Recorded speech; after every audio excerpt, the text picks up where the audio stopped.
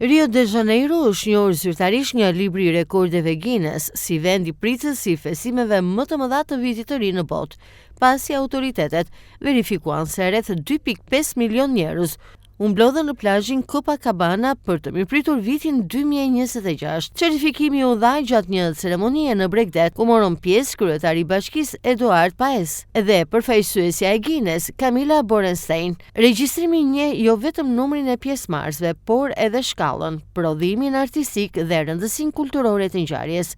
Guinness tha se procesi I verifikimit përfshinte një shqyrtim gjithëpërfshirës nga të dhënat zyrtare të imazheve ajrore dhe numërimeve me dron për të konfirmuar pjesëmarrjen. Organizata përmendi gjithashtu edhe aftësimin e Rios për të zbatuar protokollet e sigurisë, masat e qëndrueshmërisë dhe logjistikës në shkallë të gjerë në një vijë bregdetare urbane me popullsi të dendur.